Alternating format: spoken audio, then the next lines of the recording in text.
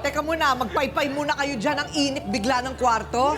So, Dr. Love, sa ating trio tagapayo, anong pagninilay-nilay naman ang maipapayo mo sa para sa tapat na pagnenegosyo? Kanina pa ako nagninilay-nilay dito sa mga demeanor Oo, ninyo. nakakunot nga yung noo mo eh. Oo nga. Natutuwa ako dito kay Lilibeth. Matagal ka nag-stay sa palengke, Lilibeth? Madalas ka nagpupunta sa Parang. palengke? Oo, Parang. kasi yung demeanor mo, sa palengke ko lang nakikita yan. Pati matanda sinisigawan mo. Tingnan lang natin mga kapatid ang logic, ha? Kung ako ay o-order ng gulay, dahil 2 years na silang magsuki, 2 years na eh. Dapat nag-aalagaan silang dalawa, di ba? Kung ako ang customer at o-order ako ng gulay dito sa aking suki, etong order ko, kapatid, no? Ipiprepare ngayon yon nung nagtitinda. Ang responsibilidad natin, kung bibili tayo at mag-order tayo sa umaga, late na, tanghali. Pinaka-late na yun, tanghali, pipick upin mo yung binili mo. Otherwise, pag lumog ng araw, at saka mo lang kukunin, bulok na nga yan. Yung nagtitinda, ang gusto niyan makabenta ka agad. Pag nag-order ka, ilalagay, i-empake na yan. Tungkulin ng namimili kahit saan tayo nandun na inspeksyonin ang bibilhin nyo. Kung may nakita kang bulok, di sana sinabi mo kaagad. Di ba? Sana sinabi, pinakita mo ng picture, ipinasoli mo kaagad. Eh kung hindi mo binayaran, yung pala naman may bulok, hindi mo binayaran, saan napunta ngayon ang kulay? Hindi mo binalik sa akin eh. Baka nabenta mo rin. Baka nagamit mo rin. Yun ang mga lohika na ating tinitingnan.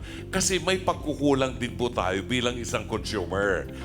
Ate Corinne? Thank you very much, Dr. Love. O, eto naman, si Attorney Lorna. Ano ang pwedeng gawin ng mga mamimili para protektahan ang kanilang mga karapatan? Kapag sila po'y nabiktima halimbawa ng ganyang klase, sabihin na natin totoo, hindi natin sinasabing totoo, yung pandaraya na ganyan. What is the recourse? Alam nyo, klarong-klaro sa Consumer Act, no? Sabi nga may nagsabi dito, kung may duty yung seller, meron ring duty yung buyer. At kung may responsibilidad ang seller, meron ring responsibility ang buyer, no? So, sa Consumer Act natin, karapatan nyo yan eh. Magreklamo kayo. Yan ang pinaka-business ninyo. Nagbenta kayo ng gulay. Palagay ko hindi naman niya sisirain yung kanyang reputasyon na maglalagay ng Nasasabi lang po yun kasi nagkautang na po sila. okay. Hindi na po Ay, sila dito sa face-to-face, nagkakaalam. nahalata namin whether love life or basta laging utang ang bottom line dyan. Utang o ayaw magbayad ng utang. Eh dito klarong-klaro, utang, bayaran.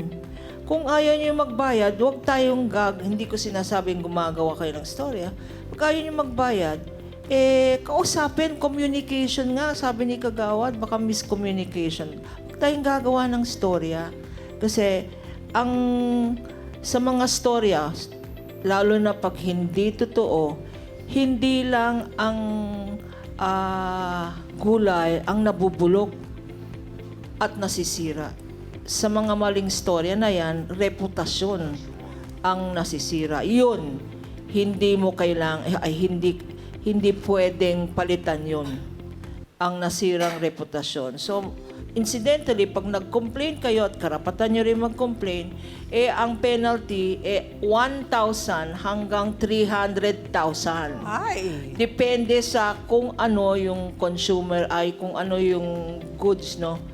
Kunyari, at saka yung seller, ang obligasyon ng seller is it must be fit for the purpose intended. Anong ibig sabihin nun? Kung ang binibenta nyo gulay, dapat fit for eating. Kung ang binibenta nyo ay television, dapat fit for viewing. So, fit for the purpose intended. Kung hindi tama, kung binayolate nyo yun, may karapatan magreklamo. Dr. Camille, yung panloloko ba sa negosyo, maaaring nag-uumpisa sa maliliit na bagay? Totoo yan, Ate Coring. Kasi meron tayong tinatawag na yung profit, minamaximize natin eh. Pero kasi kumisan may mga pangailangan tayo. Parehas, yung dito nakikita natin, yung mismong seller tsaka yung buyer, pwede magkaroon ng ng profit na minamaximize nila. Bakit? Syempre yung seller, pag gulay yan, sabi nga natin, kahit may konting bulok, nagagawan pa ng paraan para maibenta. Pero doon naman sa mga buyer na lalo na yung may mga karinderya, di ba pag konti lang yung baboy dun sa niluluto nyo, naglalagay kayo ng mga extenders, naglalagay kayo ng patatas, iba't ibang klaseng gulay para lalabas na parang ang dami nung serving. So, pagdating sa ganyang pagkakataon, siguro ang nararapat lang gawin natin. Kung gusto natin ma-maximize yung profit natin, huwag tayong mandadaya. Kasi pag nag-umpisa kayo ng pandaraya, kumisan nakakalimutan natin, gumagawa na tayo ng hindi maganda. Meron po tayong tinatawag na ASR, yung acute stress reaction. Yung pong acute stress reaction na yan, pwede pong mag-lead talaga na kayo ay biglang magkaroon ng simptomas ng mental health issues. So ang tanong ngayon, Eva at saka Josie, na dating nagmamahala naman, dating nagtutulungan, nagkakaisa sa kalakal, di ba? Maganda sana yung lahat kumikita ng maayos. Magkaayos pa kaya ang suki at ang tindera o mas lalo pang lumalim ang alitan?